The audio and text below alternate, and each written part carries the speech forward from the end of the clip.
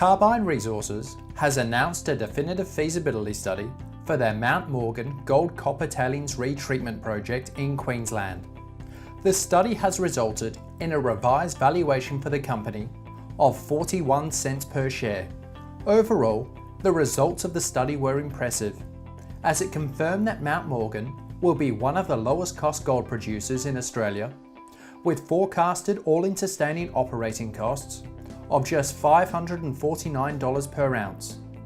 Other highlights of the study include a payback period of just 2 years, a reserve which supports a 9.5-year mine life and an extended mine life scenario of 20 years, as well as average production of around 30,000 ounces of gold per annum, which has resulted in strong economic returns, and this was despite a number of adverse assumptions compared to our previous update. This includes increased initial capital costs, increased strip ratio, as well as lower recoveries.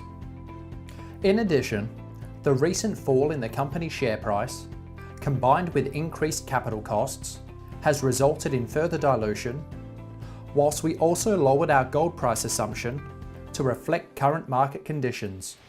However, as the gold price is likely to continue to fluctuate in the future, we have completed a range of different gold price scenarios. We note for every 100 Australian dollar per ounce movement in the gold price, our valuation changes by around 4 cents per share. There were 3 key takeaways from the DFS. First, despite a relatively modest production profile compared to other Australian gold assets, the DFS has confirmed that the project will have exceptionally strong cash flow, driven by margins of more than $1,000 per ounce.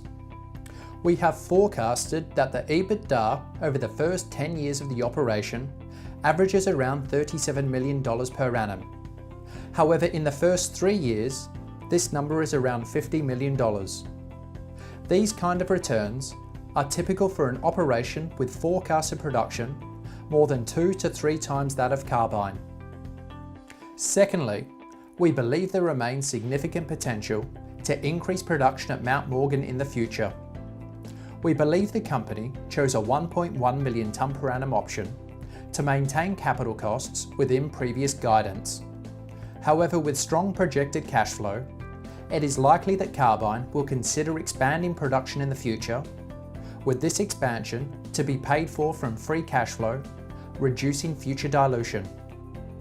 And finally, we believe there remains excellent potential to expand the mine life further in the future, with the first 10 years of production being supported by reserves, whilst the expanded 20-year scenario is still relatively conservative, given it only accounted for around half of the inferred resource.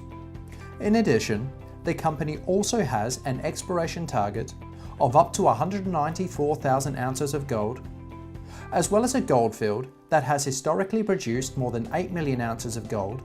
However, only limited exploration has been completed in recent history. Therefore, we feel once production commences at Mount Morgan, it will continue for some time into the future.